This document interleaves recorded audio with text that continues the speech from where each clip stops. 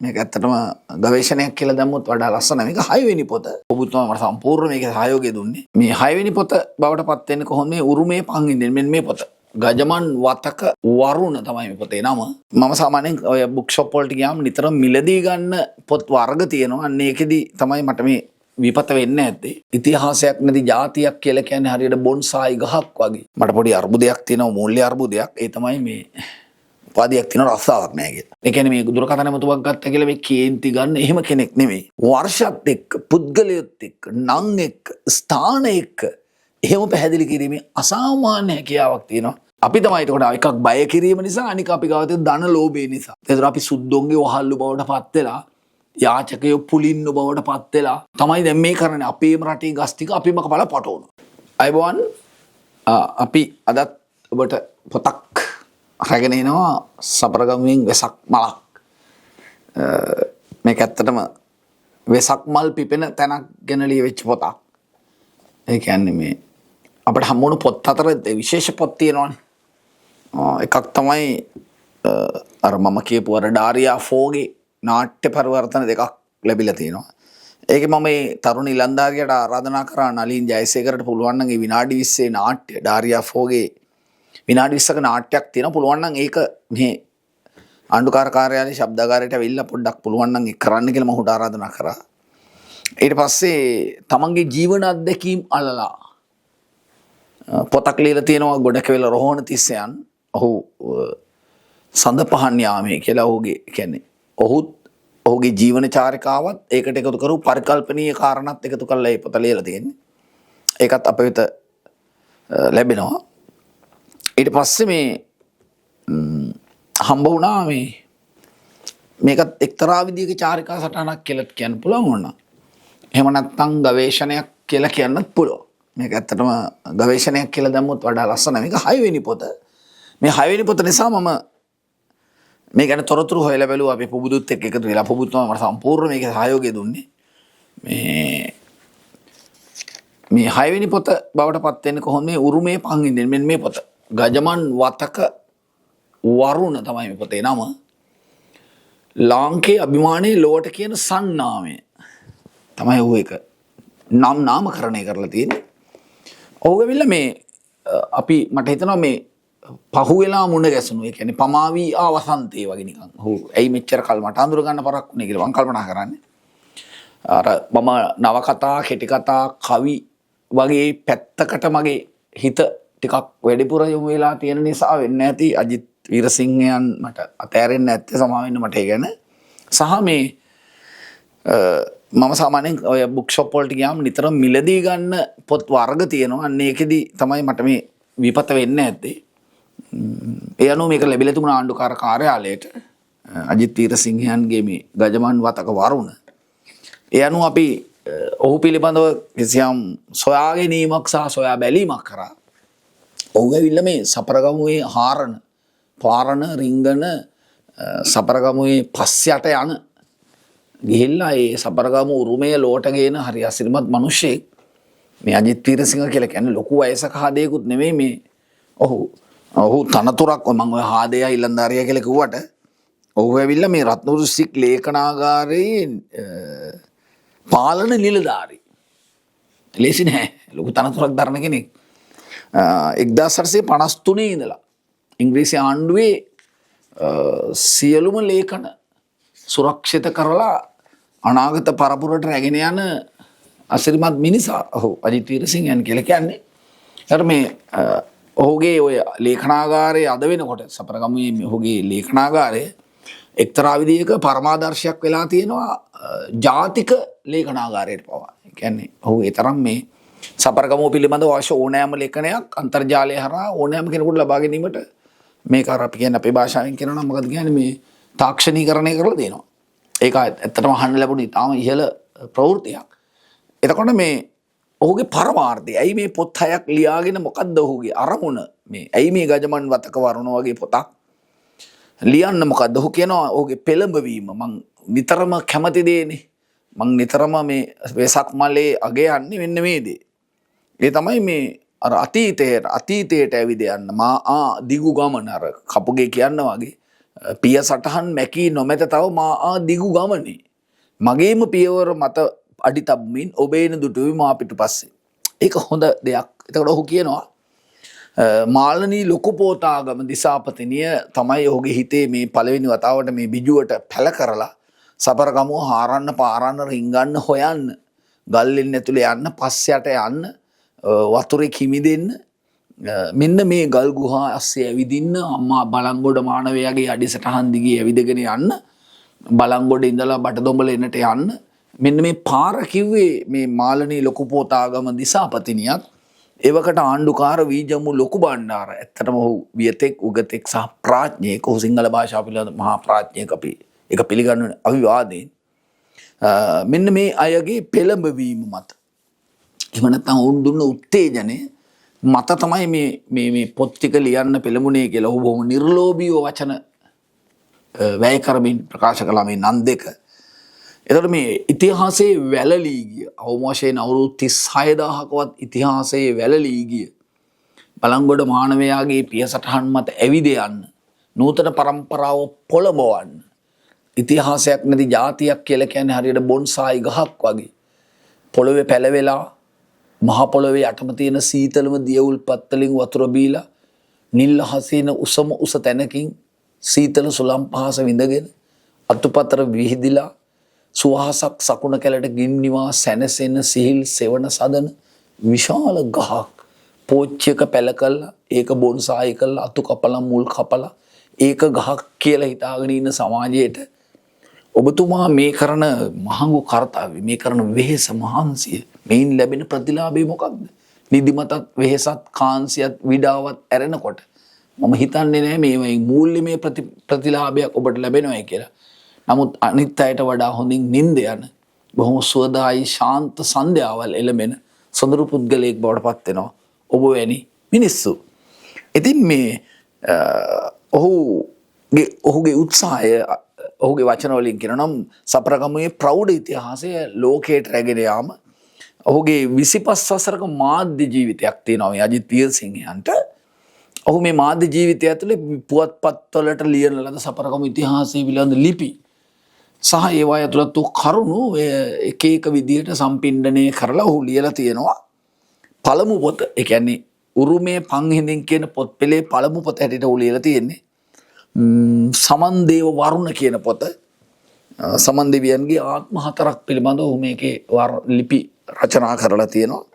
දෙවෙනි එක තමයි පාරිසරික සුන්දරත්වයෙන්ද ලෝක උරුමයක් ලෙසද සිව්මහා ගංගාවන්ට පණ දෙන ජන්ම භූමිය විදිහටත් සිරිපා අසිරිය නමින් ඔහු මේ උරුමයෙන් පන්හිඳ දෙවෙනි පොත ලියලා තියෙනවා. මම මේ කියන්නේ මේ සපරගමුව ගැන උනන්දු වෙන ශ්‍රීපාදේ පිළිබඳව උනන්දු වෙන පරිසරයේ පිළිබඳව උනන්දු වෙන ගංගාවල දියවුල්පත් පිළිබඳව උනන්දු වෙන නූතන પરම්පරාවේ ආදරණීය පරිසරවේදීන්ට මම මේ කියන්නේ. ඔබ මුලින්ම ඉස්සෙල්ලම ෆලෝ කරන්න ඕනේ අජිත් වීරසිංහයන් මේ සිරිපාසිරිය වගේ පොතක්. මොකද ඒ ඇවිද්ද පය දහස් වටී කියන එක මම හිතන අජිත් වීරසිංහයන්ට හරියටම ගැලපෙනවා. ඔහු ඒ තරම් ඒ වෙනුවෙන් ඇවිදලා තියෙනවා. ලන්දේ ඇලේ දොලේ කන්දේ ඕන දිහාවක ඇවිදපු කෙනෙක්. ඔහුගේ ඡායාරූප වල ඇත්තට මේක දකින්නත් තියෙනවා. ඔහුගේ තුන්වෙනි පොත උරුමේ පන්හිඳෙන් තුන්වෙනි පොත හැටියට ඔහු කරන්නේ බක්මහා අසිරිය කියන පොත.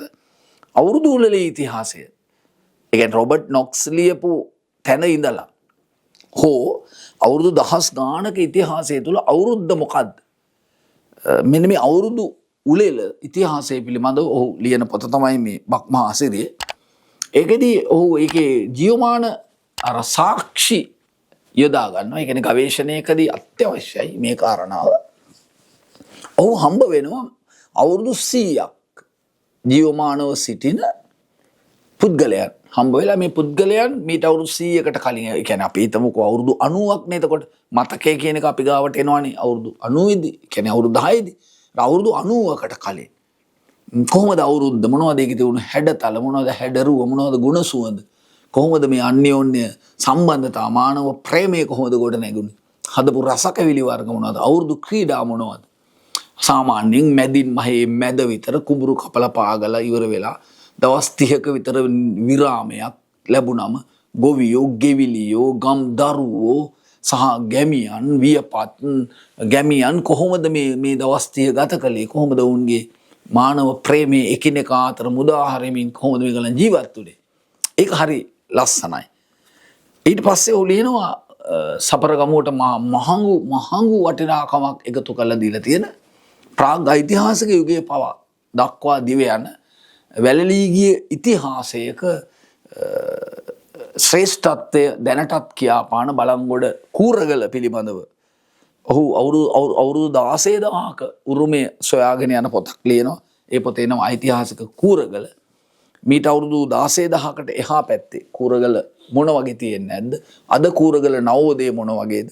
මෙන්න මේ කාරණා ටික විශේෂයෙන්ම අපි ගරු බුහුමන් කළ යුතු ශ්‍රේෂ්ඨ චරිතේ රාජ් සෝමදේව සර් මහාචාර්යවරයෙක් හැටියට ඔහුට බැබලෙන්න වැජබෙන්න සුවසේ ජීවත් වෙන්න අවස්ථාව තියෙද්දි අර බලංගොඩ කඳුමුදුන් වල සීතලේ ගැහිමින් සෙල්ලිපි කියවමින් ඉනිමන් බඳිමින් බොහොම දුෂ්කර කටුක ජීවිතයක් ගෙවන ඒ වගේම දුක්ඛ සෙයියාවෙන් සැතපෙන කටුක බොජුන් වළඳන තම ශිෂ්‍ය කණ්ඩායමත් එක්ක මේ දනුත් කොහේ හරි කටුකොහොල් අතර සැරිසරන උරුමයක් සොයා යන මේ ශ්‍රේෂ්ඨ මිනිසා රාජ් සෝමදේව සර් අජිත් වීරසිංහයන් ඒ ඇසුර ලබලා තියෙනවා. ඒ වගේම අපිට සපරගමු උරුමය ලොවට කියාපාන සියලුම සාක්ෂි මේ මහ පොළොව උඩ තියලා දැස පියාගත් ඒ අසිරිමත් මිනිසා ශිරාන් දැරණියගල සර් මේ අපේ අජිත් වීරසිංහයන්ට ඇසුරු කරන්න ලැබිලා තියෙනවා. ඒ මහෝත්තම ඇසුර විශේෂයෙන්ම මේ මහා ප්‍රඥයන් ඇසුරු කිරීමෙන් ලබාගත් ඒ විඥාණය ඒ භාවිතය මම හිතනවා අජිත් වීරසිංහයන් සතුව තියෙනවා. ඊට පස්සේ ඔහු ලියනවා පස්වෙනි පොතත් ඒකත් අර බක්මහාසිරිය දෙවෙනි කොටස හැටියට ඒක නම සිව්ගම් පුරයක වරුණ කියලා මේ පොත ලියන්නේ. මේකටත් ඔහු හොයාගන්නවා මේ සාධක. ඒ කියන්නේ සපරගමේ තියෙන නිදර්ශන මොනවද? මිරිස් ගල්, කුරහන් ගල්, දුම්මැස්ස මේ වගේ අර වලව්වල තියෙනවනේ තාමත් ඉතුරු වෙච්ච කුස්සියේ දේවල් තියෙනවා, ගෘහ භාණ්ඩ තියෙනවා, ගොවි උපකරණ තියෙනවා. මෙන්න මේ ටික එකතු කරලා අරගෙන ඒවා හරහා උත්සාහ කරනවා මේ බක්මහාසිරිය සිව්ගම් පුරයක වරුණ කියන පොතේදී ගොවිය ගොවිතැන් කරපු ආකාරය මේ වගේ අර නානාවිධ ශේෂ්ත්‍ර ඔස්සේ ඇවිදිමින් සැරිසරමින් චාරිකා කරමින් මේ අජිත් වීරසිංහයන් ගත්ත උත්සාහයේ 6 වෙනි පොත තමයි මෙන්න මේ පොත. මේ තමයි පුබුදු ගජමන් වතක වරුණ. ඒකෙදී මම ඔබට කියන්න ඕන ඔහුගේ පිදුම ගැන සඳහනක්. කාලේ වැලිතලාවට යට වෙමින් මහා වනලැහැ තුල සැඟව තිබූ ඓතිහාසික උරුමයක් යලි ගොඩනගා ජාතියට දායාද කිරීමට අනුශාසකත්වය සපයන උතුම් ගෞතම ශ්‍රීපාද ස්ථානාධිපති අතිපූජ්‍ය බෙංගමුවේ ශ්‍රී ධම්මදින් නාහිමිපාණන් වහන්සේට මගේ ආදරණීය දෙමාපියන්ට රත්නපුර මහදිසාවේ 59 වන දිසාපති තැන්පත් වසන්ත ගුණරත්න මැතිතුමාට ගෞරව පෙරදැරිව මේ කෘතිය පිළිගන්වමි. අජිත් වීරසිංහයන්ට මම කියන්න කැමති බෙංගමුවේ ධම්මදින්න නායක හාමුදුරුවෝ මගේ ජීවිතයටත් ඍජු ලෙසම බලපෑ යතිරුවණක් 1990 ගණන් වල මැද හරියේ ජපුර කැම්පස් එකෙන් උපාධියක් අරගෙන ඒ උපාධියම කටුවටුන්නක් වෙලා යන්නේනමක් නැතුව ඇවිදින කාලෙක මම ඔය නායක හාමුදුරුවන්ගේ පන්සල දාගැබ් රජමහා විහාරයේදී නායක හාමුදුරුවෝ මුණ ගැහුණා. මගේ මේ ප්‍රිය මිත්‍රයෙක් ඉන්නවා ප්‍රේමතිලක කියලා ගණන් කරන සර් කෙනෙක්. මම ඒ සර්ට කිව්වා සර් මේ මට පොඩි අර්බුදයක් තියෙනවා, මූල්‍ය අර්බුදයක්. ඒ තමයි මේ උපාධියක් තියෙන රස්සාවක් නැහැ කියලා. ඒ බරපොදු මේ මාව එක්කරගෙන යන නායක හාමුදුරුවෝ ගාවට. නායක හාමුදුරුවෝ ඉතින් පුරුදු හිනාවක් තියෙන නිසා නායක හාමුදුරුවෝ කතා කරන පොඩි විලාසයක් තියෙනවා. ඊට පස්සේ කිව්වා එහෙනම් පිරුවනේ වැඩ කරන්න ඔයා කියලා. මම අවුරුදු 3ක් වැඩ කරා මේ පිරුවනේ. ඒ නිසා ධම්මදින් නායක හාමුදුරුවෝ මොන වගේ කෙනෙක්ද හිතන විදිය උන්වහන්සේගේ අවතුම් පැවතුම් සහ උන්වහන්සේගේ බොහොම කරුණාර්ධ දයාබර ලය මඩල උණු වෙන සිත් මඩල පිළිබඳව මට ඇත්තටම ඉතාම සමීප දැනුමක් සහ අවබෝධයක් තියෙනවා. ඒ නිසා උන්වහන්සේ පිළිබඳව ඔබ පොතේ මේ කරන උත්තරීතර සටහනට මගේ මේ වචන ටිකත් පූජෝපහාරයක් වේවා කියලා ප්‍රාර්ථනා කරනවා. ඊට පස්සේ ඔහු අර කතු පුවතකුත් ඉදිරිපත් කරනවා මේ පොතේ කතුවරයා පිළිබඳ සඳහනක්. ඔහු ගැනත් මම වචනයක් නොකියවොත් ඒක කුහකම. අජිත් වීරසිංහ කියලා කියන්නේ උරුමයේ පන්හිඳෙන් කතෘ දේශමානව කීර්ති මුළු දිවයිනටම සාම විනිසුරු මාධ්‍යවේදී සාමශ්‍රී. ඒතර මේ ටික නිකන් කුණු කානුවක් දිගේ ඇවිල්ලා ඔලුවට වැටිච්ච නෙවෙයි. මේ උපයා සපයාගත්ත දේවල්. ඒ කියන්නේ ලඳු බිම් කැලෑවල ඇවිදලා ගල්ලෙන් වල ගිහිල්ලා ඇලදොල දිගේ තරණය කරලා විහෙර විහාරවල සැරිසරලා මිනිසුන් හමු වෙලා ගත්ත දේවල් මේවා. ඒ නිසා මේ තනතුරු නම්බුනාම ඔහුට ගැලපෙන දේවල්. ඔහුගේ ඇඩ්‍රස් එකත් මම නොකියුවොත් හරිය නෑනේ. එළ මල්පේ රන්වල ගොඩකෙවල රත්නපුර තමයි. මම ඉතිහාසය කරන දරුදැරියන්ට ඔහුගෙන් ගන්න පුළුවන් සේවය. ඒ කියන්නේ ඔහු ඔබේ පාසලට ගෙන්නගෙන කොහොමද දේශනයක් කරන්නේ? මොනවද ඔහුගෙන් ගන්න පුළුවන් දැනුම් සම්භාරය? සහ විශ්වවිද්‍යාල ශිෂ්‍යයන්ට ඒ කියන්නේ ඔබ ශ්‍රීපාදේ ගැන ලියනවා නම් මම අර කියව පොත් ටික සපරගමුව ගැන ලියනවා නම් ඔබට මම හිතනවා මේ අජිත් තීරසිංහයන්ගෙන් විශාල සේවයක් ඔබට ගන්න පුළුවන්. මම ඔහුගේ දුරකථන අංකය කියන්න. ඔහු මේකේ දාලා තියෙන නිසා 071 33යි 76යි 991 තමයි ඔහුගේ දුරකථන අංකය. මේ පොත් ටිකෙන් ඔබට විශාල පිටුබලයක් ලබා ගන්න පුළුවන්. ඔබ කරුණාවන්ත කෙනෙක් කියලාත් මම කියන්න ඕන. ඒ කියන්නේ මේ දුරකථන මතුවක් ගත්තා කියලා මේ කේන්ති ගන්න එහෙම කෙනෙක් නෙවෙයි. ඔහුත් එක්ක ඕනම වෙලාවක කතා බහ කරලා ඔබට දැනුම ලබා ගන්න පුළුවන්. විශ්වවිද්‍යාල විද්‍යාර්ථීන්ට උසස් පෙළ සාමාන්‍ය පෙළ ඉතිහාසය අදාරන දරුදැරියන්ටත් උදව්වක් හිතේ මම කිව්වේ. එතකොට මේකේ පෙරවදන ලියන්නේ අපේ නායක හාමුදුරුවෝ. නායක හාමුදුරුවෝ අද මේ බබලන ශ්‍රීපාදයේ තරම්ම බබලන සරුවන්පුරේ අසිරිමත්ම යතිරුවන ලකබරේ බබලන සරාසඳ මඩල උන්වහන්සේ ගැනත් මෙන්න මෙහෙම ඔහු සටහනක් තියෙනවා. මම ඒ ටික කියන්න ඕනයි. ඓතිහාසික කරංගොඩ පොත්ගුල් රාජමහා විහාරය සහ පැල්මඩුල් රාජමහා විහාරය යන උභය විහාරාධිපති. ඌව වෙල්ලස්ස විශ්වවිද්‍යාලයේ හිටපු කුලපති සියම් මහනිකායේ මල්වතු පාර්ශ්වයේ රත්නපුරිසාවේ ප්‍රධාන සංඝනායක ත්‍රිපිටකාචාර්ය ධර්මකීර්ති ශ්‍රී සුමංගල රත්නපාල අවසරයි නායක හඳුරන්නේ ධම්මරක්ඛිතා අභිදාන ගෞතම ශ්‍රීපාද ස්ථානාධිපති අතිපූජ්‍ය බෙන්ගමුවේ ශ්‍රී ධම්මදින නායක හම්පන් වහන්සේ. උන්වහන්සේ තමයි මේකේ මේ පෙරවදන ලියන නිසා ආශිර්වාද කරනවා. මම හිතනවා ඒකට ඉන්න එකම කෙනත් සුසුම කෙනත් අවිවාදයෙන් උන්වහන්සේ තමයි. හේතුව උන්වහන්සේ ශ්‍රීපාද ස්ථානාධිපති.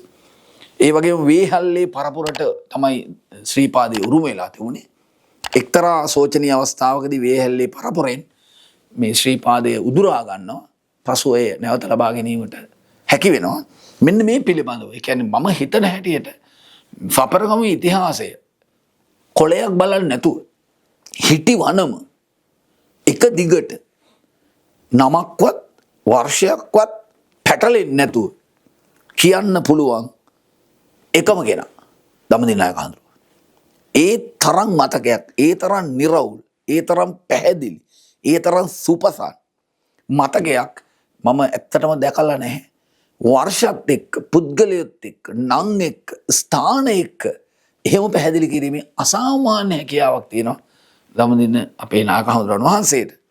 ඉතින් උන්වහන්සේ මේ ලිපියේ මෙන්න මෙහෙම සඳහනක් තියෙනවා. මට අවසර නායක හඳුරුවන් වහන්සේගේ ලිපියෙන් කීප පොලක් උපුටා ගන්නට. මේ පලාපත්ගල දේව ප්‍රතිරාජ පිරිවෙන මේක 13 වෙනි සියවසේ තමයි මේ ස්ථාපනය වෙන්නේ. ඒ කියන්නේ දෙවෙනි පණ්ඩිත පරාක්‍රමබාහු රජතුමාගේ අමාත්‍යවරයෙක් දේව ප්‍රතිරාජ අමාත්‍යවරයා විසින් මේ පිරිවෙන ආරම්භ කළ බවක් තමයි කියවෙන්නේ. ඒතර මෙහි මම දැක්කා ඉතිහාස පොතක තියෙනවා මේ පිරිවෙනේ වාසය කළාය කියලා සිදත් සංගරාවලිය වේදී හාමුදුරුවෝ. පමණක් නෙවෙයි මම දැක්ක පොතක තියෙනවා මේවා ඉතින් විවාදාපන්නයි. ධර්මසේන හාමුදුරුවෝ සද්ධර්ම රත්නාවලිය ලියපු ධර්මසේන හාමුදුරුවෝ පවා මේ පතිරාජ පිරිවෙනේ වැඩ වාසය කළ බවක් මම පොත්වල කියවලා තියෙනවා. ඊට මෙන්න මේක විශ්වවිද්‍යාලයක් සපරගමුවේ අසිරිමත් විශ්වවිද්‍යාලය තමයි මේ පතිරාජ පිරිවන. මේ පතිරාජ පිරිවන 1581 සීතාවක අධර්මිෂ්ඨ පාලකයාගේ ක්‍රියාව නිසා මේක විනාශ වෙලා ගිය බවකුත් ඊට පස්සේ මෙන්න මේ ශාස්ත්‍ර ගවේෂණය අරමන්නේ සපරගමුවේ දෙනවක පැල්මඩුල්ල විහාරේ ශ්‍රීපාද නායක පදවිය ලැබපු වේහැල්ලේ නායක හාමුදුරන් වහන්සේ. මෙහෙම මේ ලිපිය කියාගෙන ඇවිල්ලා උන්වහන්සේ එනවා වේරගම්පිටි විහාරයට. ඒ තමයි අපේ කරතොට ධම්මාරාම හාමුදුරුවෝ ගාවට. මේ කරතොට ධම්මාරාම හාමුදුරුවෝ කියලා කියන්නේ ලංකාවේ මං හිතන්නේ යටිවර ඉතිහාසයේ මිගෙට්ටුවත්තේ ගුණානන්ද හාමුදුරුවෝ කොහොමද යතිවරයෙක්ගේ චීවරය තුළ තියෙන අරහත් දජය තුළ තියෙන බලය පෙන්වුවේ. අන්නේ වගේ අපේ රටේ රජෙකුට ඒ තමන්ගේ අරහත් දජය තුළ තියෙන ඒ බලය පෙන්නපු කෙනා තමයි කරතොට ධම්මාරාම හාමුදුරුවෝ. මේ රාජාදි රාජසිංහ රජ්ජුරුවන්ට කේලම් කියපු සිංහලයෝ බිඳවනවා මේ කරතොට හාමුදුරුවෝ. බිඳවට පස්සේ උන්වහන්සේ අත්අඩංගුවට ගන්න ඉන්නේ උන්වහන්සේගේ ශිෂ්‍යයෙක්. ඒ තමයි දොඩංවල අධිකාරම් නිලමේ. ආපුවම උන්වහන්සේට මේ කවුද දොඩංවල නිලමේට දුකයි හාමුදුරුවෝ අත්අඩංගුවට නිසා පණිවිඩයක් එනවා වහන්සේ පලා යන්න කියලා පහත රටට. උන්වහන්සේ ඒ අනුව වේරගම්පිටි පන්සලට ගිහිල්ලා තිනවා. මේ වේරගම්පිටි පන්සලේ ඉන්න කාලේ මේ උන්වහන්සේගෙන් මේ ඉගෙන ගන්න ගජමන්නෝනාගේ කතාව තමයි මේක පැත්තකට ගෙතිලා යන්නේ. මම දැන් මේ පැත්තට නොයා අපේ නායක හමුදුරන්ගේ ලිපිය හරහා වෙන්නම් මේකේ හරීම දුර්ලභ කිසි දවසක ඉතිහාසයේ මට මුණ නොගැසුණු නායක හමුදුරන්ගේ ඒ මහා ප්‍රඥාවටම අසෝණු ඊටම දුර්ලභ සිද්ධියක් තියෙනවා. නවක විද්‍යාර්ථීන්ගේ දැනගැනීම සඳහා මම මේ වාක්‍ය දෙක කියන්න. එක අපේ රටේ මේ භික්ෂුන් වහන්සේලාට ඉංග්‍රීසි ඉගෙනීම තහනම් කරාලු.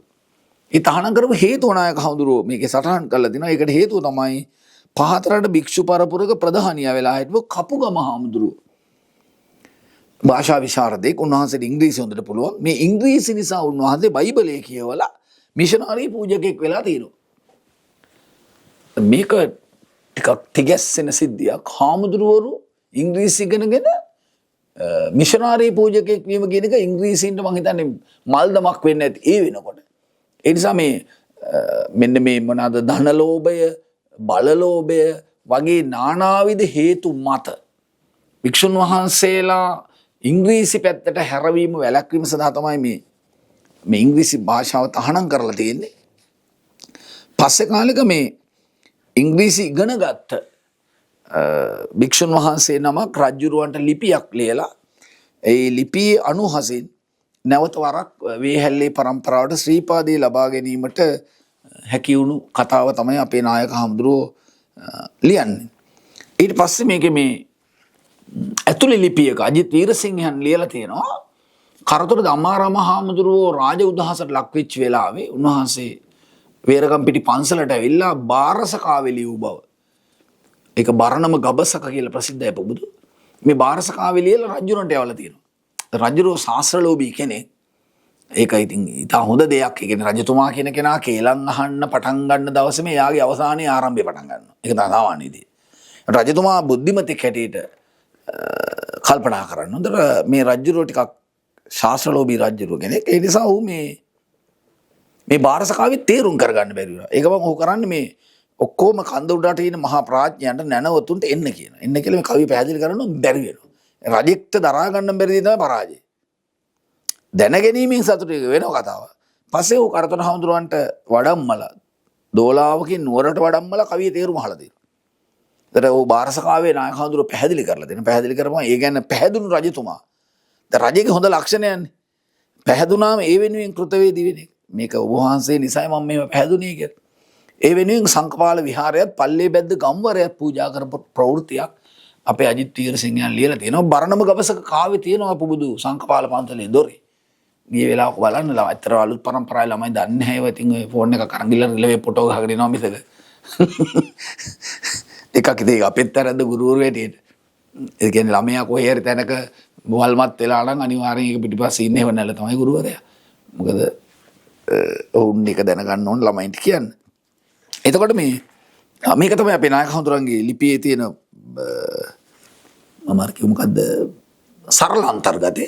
නමුත් මේක ඉතාම වටිනා ලිපියක්. පිටු 4-5ක් පුරා විහිදී යන ලිපියක්. ඊට පස්සේ මම මේක දෙවෙනි ලිපියකුත් තියෙනවා. මේ ලිපිය ලියන්නේ ගජමන්සල අම්බලම පිළිබඳව ඓතිහාසික තොරතුරු කීපයක් ඇතුළත් කළ අජිත් වීරසිංහයන්ගේ මේ සත්කාර්ය ඉතාම ඉහළින් අගය කරපලා ලියලා තියෙනවා ශාස්ත්‍රපති පූජ්‍ය අවසරයි නායක හඳුරෝ මොරහැල සුගත ජෝති නායක හඳුරෝ. උන්වහන්සේ මෙල්බර්න් වල මං හිතන්නේ දැනට වැඩ වාසය කරන්නේ. උන්වහන්සේ ලිපියක් ලියලා දීලා තියෙනවා. ඊට පස්සේ මේකේ සුභාශිංසනය කරලා තියෙන්නේ මේකේ අර අපි කියන්නේ මොකද්ද ප්‍රධාන චරිතය ඒ තමයි මේ වසන්ත සර්. වසන්ත සර් කියලා කියන්නේ සපරගම රත්නපුරේ 59 වෙනි දිසාපතිවරයා වසන්ත ගුණරත්න සර්. ඔව් මේ සඳහා මේ විශාල පෙළඹවීමක් කළා තිනවා මේ තරුණ ලේඛකයාව. ඒ කියන්නේ අජිත් වීරසිංහ පොළඹවලා තියෙනවා. සහ ඒ සඳහා අවශ්‍ය පහසුකම් සපයලා තියෙනවා. කුරුවිට තියෙන හමුදා කඳවුරෙන් අනුකණ්ඩයෙන්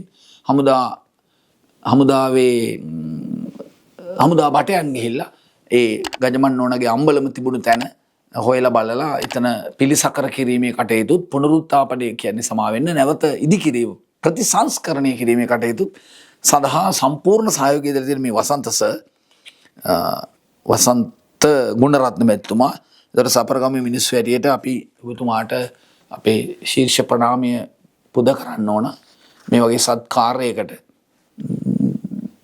අජිත් වීරසිංහයන්ව පෙළඹවීම සම්බන්ධයෙන්. ඊට පස්සේ මේකේ පරිච්ඡේද තියෙනවා 12ක්. මේ හැම පරිච්ඡේදයක්ම අණු කොටස් වලට බෙදලා තියෙනවා මේ පොතේ. ඒක අර විශ්වවිද්‍යාලයේ තියෙනවනේ අර පොත් හදනකොට හදන්නේ අනුඡේද වලටනේ. ඒ කියන්නේ විද්‍යාර්ථීන්ගේ කියවීමේ පහසුව සඳහා කරුණු ධාරණය කර ගැනීම පහසුව සඳහා තමයි ඔය අනුශාංග කියන්නේ අණු කොටස් වලට බෙදන්නේ. ප්‍රධාන මාතෘකාව ඊට පස්සේ කුඩා මාතෘකාව වලට බෙදන්නේ එකක් ස්මෘතිය මතකේ රඳවා ගැනීම පහසු කිරීම සඳහා. අනිත් එක ලියන කෙනාට ඒක ලියන්න ලේසි එහෙම අණු කුඩා කොටස් වලට බෙදාගත්තම.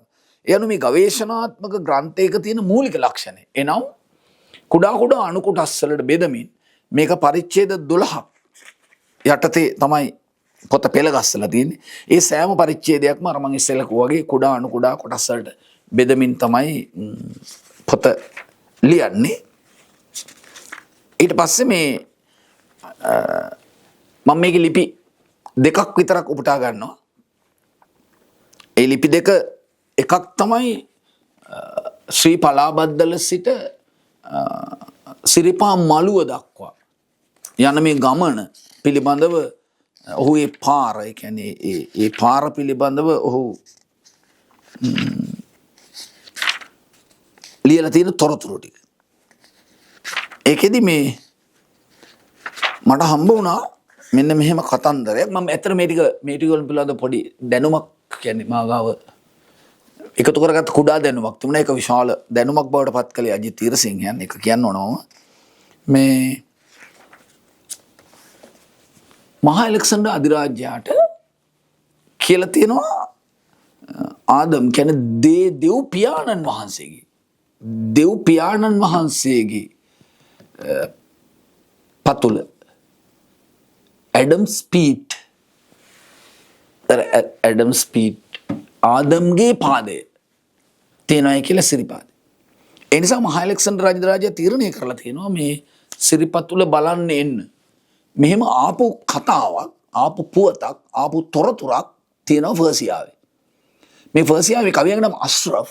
මේ අස්රෆ් ලියපු පොත තමයි සනාර්නාමා සෙකන්දර් කියන පොත.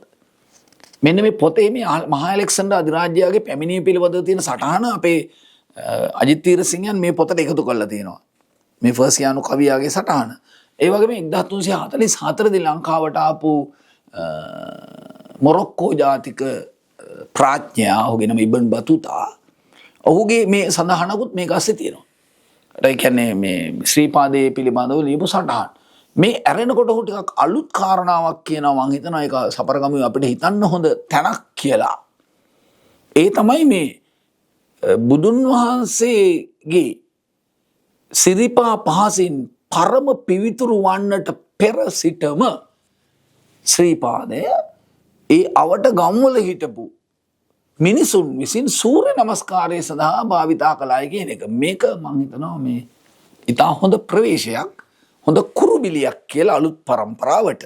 එතකොට මේ අලුත් පරම්පරාවේ තරුණ දරුවන්ට අලුත් කෝණයකින් අලුත් විදිහකට බලන්න මේක හොඳ අවස්ථාවක් කියලා මං හිතනවා. මොකද ශ්‍රීපාදයේ හුදකලා කඳුමුදුනක් හැටියට තිබුණු තැනක් නම් බුදුරජුන් විසින් උන්වහන්සේගේ සිරිපතුල එහි තබාවිද. එහෙනම් ඒ වෙනකොටත් මිනිසුන් යමින් එමින් සිටි තැනක්. නිසා එහි තියෙන පූජාර්භ බව, ගෞරවනීය සහ වන්දනීය බව තවදුරටත් දියුණු තියුණු කිරීම සඳහා බුදුන් වහන්සේ විසින් සිරිපතුල තැබුවායි කියන නව මානය අජිත් තීරසිංහයන් මේ පොත හරහා මතු කරනවා. ඔහු කියන්නේ ශ්‍රීපාදයේ වටේ හිටපු ගැමි ජනතාව. ඒතකොට ඔහු කියන කතාව ලොකු කතාවක්. ඔහු කියන්නේ මේ වෙනකොටත් ශ්‍රීපාදයේ අවටගම් ජනාවාස වෙලා තිබුණා. ඒ ජනාවාසවල මිනිස්සු මේ වෙනකොටත් ශ්‍රීපාදයට ගියා. ඒ ගියේ සූර්ය නමස්කාරය සඳහා කියලා. මේක මම හිතනවා අලුත් මානයකින් අලුත් කෝණයකින් බලන්න ඔබේ හිතට පෙළඹවීමක් ඇති කරાવી කියලා. ඊට පස්සේ මේ මම මේකේ ටිකක් අර පණාමුරේ කතාව නැවත සිහිගන්වමින් මාව තැතිගැන් වූ සහ මාව සසල කළ ලිපියක් තිබුණා. ඒකෙන් තොරතුරු කීපයක් මම ඔබට කියන්න ඕන. ඒ තමයි ඇත් පරපුර ගැන තියෙන කතාව. මම ඇත්තටම සපරගම ගැන කියවුවා. විශේෂයෙන්ම කිරියල්ලේ ඥානවිමල හාමුදුරුවන්ගේ පොත් ටික සහ එල්ලාවල මේදානන්ද හාමුදුරුවෝ සපරගම ගැන ලියපු සමහර ලිපි රචනා.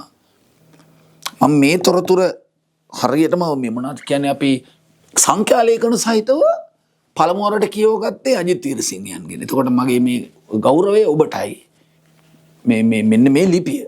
ඒකට පණාමුරේ ගැන කියවලා වාගාව තියෙන මේ තිගැස්ම මම පණාමුරේ කියුවේ තාම පොඩි කාලෙක අවුරුදු 7 8 වගේ කියන්නේ 7 8 පන්ති වල ඉන්න කාලේ වගේ කියවලා මේ තාමත් මගේ හිතින් ඉරේස් වෙන්නේ නැති අතිශය දුක්ඛිත හැඟීමක් මට තියෙනවා මේ පණාමුරේ ඇත්රාජගේ කතාව පිළිබඳව. ඒ කියන්නේ මිනිස්සු එච්චරම වල් වැදුණු නිර්දයා සම්පන්න මිනිස්සු වුණාද?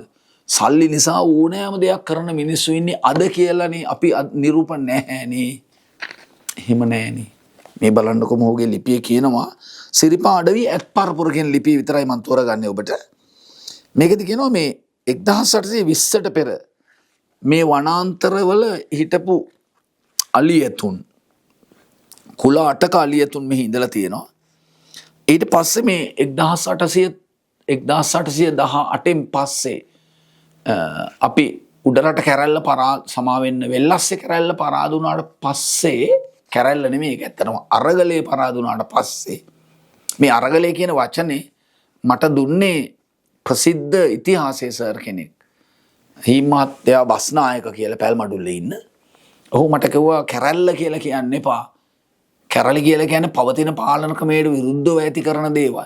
ඒ කියන්නේ හොඳ පාලන ක්‍රමෙන් නමුත් අරගලේ කියලා කියන්නේ සාධාරණ යුක්තිසහගත අරමුණක් වෙනුවෙන් මිනිස්සු කරන දේ අරගලේ කියලා එතුමාව නිවැරදි කළා. මට මේ වෙලාවේ දැනුත් ඒක මතක් වෙනවා. හේතුව මම නිදහස් දිනේ දවසක් කතාවක් කරනකොට ස්ටේජ් එක ගාවට ඇවිල්ලා මොහු මට කියලා ගියා මේ වචනේ නිවැරදි කරන්න කියලා. සර් අදත් මට ඒ වචනේ වැරදුනා. ඇත්තට මේක නම අරගලේ. ඒතර මේ 1838 කෝල්බෘක් ප්‍රතිසංස්කරණත් එක්කත් ඊට පස්සේ 48 මාතලේ අරගලය පරාජය වීමත් සමගම මේ මුඩුවින් පනත හරහා මේ ඉඩකඩම් අත්පත් කරගන්නකොට ඒ වගාවන් සඳහා ඉංග්‍රීසින් විසින් වගාවන් සඳහා මේ වනාන්තර එලිපෙහෙලි කරපු බවත් ඒ එලිපෙහෙලි කරනකොට වන සතුන් මරා දැමූ ආකාරය තමයි මේ කවුද අපේ අජිත් තීරසිංහයන් ලියන්නේ. ඔහු කියනවා මේ 1871 දී රුමේනියානු රජයත් එක්ක අපි ඇති කරගත්තලු ගිවිසුමක් දැව විදේශගත කිරීම. ඒකට ලංකාවේ තුමේ වනාන්තර ටික අසීමාන්තික ලෙස සහ නිර්දයා සම්පන්න ලෙස කපා කොටා තූ කොට නැව්ගත කිරීමේ ප්‍රතිඵලය තමයි ඔහු මේක කියන්නේ. වනාන්තර වලට දැන් මේකට ගත්තේ මතක තියාගන්න දේශීය සිංහලයක්. අපි තමයි ඒකට එකක් බය කිරීම නිසා අනික අපි ගාවතේ ධන ලෝභය නිසා. ඒතර අපි සුද්දොන්ගේ වහල්ලු බවට පත් වෙලා යාචකයෝ පුලින්නු බවට පත් වෙලා තමයි දැන් මේ කරන්නේ. අපේම රටේ ගස් ටික අපිම කපලා පටවනවා. ඊට පස්සේ මේගොල්ලන්ට මේ වනාන්තරවල විශාල තර්ජනයක් වුණාලු වන අලි සායතු. ඔන්න අහගන්නකො ඔබේ හද කීතු කරවන වේදනාත්මක කතාව. එක අලියෙක් මරපුවම ඒ පුද්ගලයාට දුන්නලු රුපියල් 50ක්. 50ක් කියලා කියන්නේ මේ 1871 මං හිතන්නේ අද මුදලට නම් ලක්ෂ ගාණක් වෙයි මේ මුදල. 750ක් දුන්නලු. ඊට පස්සේ ඇතෙක් මරලා දල දෙකත් එක්ක ගෙනාවොතින් රුපියල් 100ක් දුන්නලු. නිකන් ඔබ හිතන්න මේ නිකන් මොනවා කරලා අර්ථ දක්වන්නද කියලා නේද? මේ සමහරව එක දවසට 3 දෙනෙක් මැරුවලු. ඒක තමයි ඒකේ තියෙන ආත්ම වේදනාත්මක දේ. එක දවසට 3-4 දෙනා බැගින් මරලා දැම්මලු. එතකොට මං හිතන හැටියට මේ සිරිපා හිමේ වටේ හිටපු අලියතුන්ගේ ශෝකාන්තේ අපිම ගිනි දණ්ඩෙන් තමයි ඉවර කරලා තියෙන්නේ. ජනාවාස බිහිවීම, නව ගොවි බිහිවීම සහ ජනපද ව්‍යාප්තිය කියන කාරණා තුනක් ඔහු මේක අතර ඉතාම තාර්කිකව මේ අජිත් තීරසිංහයන් ඉදිරිපත් කරනවා. ඊට පස්සේ ඔහු කියනවා මේ සංඛ්‍යා ලේඛන ටික මම ඔබට කියන්නම්. මෙන්න මෙහෙම 1920 හිටියලු වනාලි 60ක්. ඊට පස්සේ 1950 වෙනකොට හිටියලු 45ක්. මේ සිරිපා හිමේ ඉන්න අර කුරු අලි ගැන මේ කියන්නේ. 2021 දී ඔබ දන්නවද 13 දෙනායිලු ඉන්නේ. අර 13 දෙනෙක් ඉන්නවලු. ඊට පස්සේ ඒකෙත් මම හිතන්නේ ලක්ෂපාන දිය ඇල්ල පැත්තේ උඩහා මිනිස් ඇසකට හසු නොවෙන්න තාමත් සැඟවෙමින් යන අලි කීප දෙනෙක් ඉන්නවා කියලා තමයි අජිත් තීරසිංහ. මේක මේ හිතලුවක්වත් නෙවෙයි. ඔහු එච්චර ඇවිද්ද පුද්ගලයෙක්. ඒ කියන්නේ ඔහු මේ සඳහා විශාල මහන්සියක් කියලා මේ පොත කියවපුවම ඔහුගේ මහන්සියට මන් දන්නේ මොන මිලක් ලැබුණද කියලා. මේ පොත ලියලා මේ පුද්ගලයාගේ මහන්සියට මේ වෙහෙසට ආධ්‍යාත්මික සුවේ පමණක්ම මිනිහෙකුට උරුම කරලා දීලා සැනසෙන්න පුළුවන්ද කියලා මම කල්පනා කරේ. මේවට විශාල මිලක් ගෙවන්න ඕනේ. ඇත්තටම රජයක් හැටියට මැදිහත් වෙලා මේ ශ්‍රේෂ්ඨ පර්යේෂකයන්ට මම අපේ ආණ්ඩුකාරතුමියගෙන් තාම ගෞරවයෙන් ඉල්ලා සිටිනවා. මේ වගේ මේ පර්යේෂණශීලී මිනිස්සුන්ට විශාල වටිනාකමක් දෙන්න ඕන මැඩම්. හේතුව මේ වගේ කැපකිරීම කරලා පොත් ලියන මිනිස්සු ඇත්තටම නෑ මොනවා හරි 4ක් ලියලා ස්වර්ණ පුස්තක වෙන්න හදන රටක තමන්ට කිසිම මූල්‍යමය ප්‍රතිලාභයක් නැතුව මේ වගේ පොත් ලියන මිනිස්සු හරි දුර්ලභයි. ඉතින් මේ මම දැන් කියමින් හිටියේ මේ අලි මැරිල්ල ගැනනේ. එතකොට අලි 13 දිනකට සීමා වෙනවා. ඊට පස්සේ ආපහු අලි පිළිබඳව එහෙම ලොකු කතාවක් ඇවිල්ලා නැහැ. මම ඔබට කියන්න ඕන මේ අලුත්ම තරුණ දරුවන්ට සිරිපාද ගැන නිකන් ඔබට නිකන් පොඩි මොකක්ද අපි කියන්නේ නිකන් පොඩි නිකන් ආසයිතන පොඩි චූටි පොඩි කොටසක් කියන්න. ඒ තමයි මේ සිරිපාදේ පඩි කොච්චර තියෙනවද කියලා ඔබ හිතනවා. ඒකෝනේ එක පඩියක් ගානේ ගණන් කර කර යන්නත් වෙයි. දැන් මේ අජිත් තීරසිංහයන් මේ අපේ වසන්ත සේකගේ ගමනක් නෙමෙයි ඒකේ තියෙන්නේ. සිරිපාදේ රජමාවතෙන් තියෙනවා පඩි 11210ක්. පඩි 11210ක් තියෙනවා. ඒ වගේම රජමාවතෙන් උඩමළුවට තියෙනවා කිලෝමීටර් 7.8ක්. ඔබට පයින් යන්න වෙනවා කිලෝමීටර් 7.8ක්. එතකොට යන්න එන්න ගියාම ඔබට කිලෝමීටර් 15ක් විතර මේ ගමන අයිති වෙනවා. එතකොට තරුණ දරුවන්ට මේක ඇතුලේ පොඩි ප්‍රීතියක් ඇති වෙනවා සහ සතුටක් ඇති වෙලා මේ තරණය කරන්න ආසාවක් එනවා. ඉතින් මේ ටික තමයි මේක මේ වටිනා ලිපි පෙළක් මේකේ තියෙන ලිපි ගොන්නක් තියෙන මේ පොත හැම විනාඩි ගානකට සීමා කරලා මේ වැඩේ කරන්න අමාරුයි. මේකේ කියන්නේ මේ ගජමන්සල එහෙම නැත්නම් මේ ගජමන් නෝනා ඊටාම සුප්‍රකට දෝන ඉසබෙල් කොර්නේලියා ගජමන් ආරච්චිගේ දුව ඇගේ ජීවිතය ඇගේ ශෝකාන්විත ජීවිතය ඇගේ විවාහ දෙකක් අසාර්ථක වෙනවා. ඊට පස්සේ ඇලපාත මුදලට පෙම් කළ බවක් සඳහන් වෙනවා. ඊට පස්සේ ජොන් ඩොයිලිත් එක්ක එහෙම සම්බන්ධයක් ඇති කරගත්ත බවත් ඊට පස්සේ ජොන් ඩොයිලි විසින් ඇයට අම්බලන්තොට නෝනාගම ලබා දුන් බවත් මේ වගේ මේ ඉතිහාසය තුල තියෙන ගජමන් නෝනා පිළිබඳ කතාව මේකේ ඔහු ලියනවා. ඊට පස්සේ ගජමන්සලේවත් මේ ගජමන් නෝනාගේ අම්බලම නමින් මිනිස්සු හඳුනන. ඒකට ගජමන් බංගලාව කියනවා, ගජමන් වලව්ව කියනවා. මේ වගේ විවිධ නම් කියනවා. කොහොමද ඒක ශක්තිමත්, ඒ වගේම පෞරාණික, ඒ වගේම ඊටාම පහසුකම් සහිත ගොඩනැගිල්ලක්ව තිබූ බව අජිත් තීරසිංහයන් මේ පොතේ සඳහන් කරලා තියෙනවා. ගජවන්න ඕනා පිළිබඳ ඔබ තොරතුරු බොහෝ දන්නා නිසා මම ඒ ගැන ආපහු කියන්න යන්නේ නැහැ. ඒ පිළිබඳ ප්‍රවෘත්ති ඉතා සුලභව දක්නා ලැබෙන නිසා. ඒ අනුව අජිත් තීරසිංහයන්ට අපි ආණ්ඩුකාර කාර්යාලයේ අපේ මේ ආණ්ඩුකාරතුමිය විශේෂයෙන්ම ඇගේ මේ සෙත මෙත ශාන්තිය සහ කරුණා නොවෙන්න මේ පොත් පිළිබඳව සපරගමුවේ ඔබට දැනගන්න ලැබෙන්නේ නැහැ. මොකද මේ සපරගමුවේ ආණ්ඩුකාර වරුන් ලෙස පැමිණි බොහෝ දෙනා අතර සුවිශේෂ වෙන්නේ ඇගාව තියෙන මේ සාහිත්‍ය ප්‍රේමීත්වය නිසා. එහෙම නොවුණා නම් අපිට මේ සත්කාරය කරන්න වෙන්නේ නැහැ. ඒ නිසා මේ එතුමියටත් මේ වෙලාවේ ස්තුති කරමින්ම අජිත් වීරසිංහයන්ට සුබ පතනවා. තවත් පොතකට අත දිගු කරන්නට ඔබට ශක්තිය හා ධෛර්යය ලැබෙන්න කියලා. බොහොම ස්තුතියි.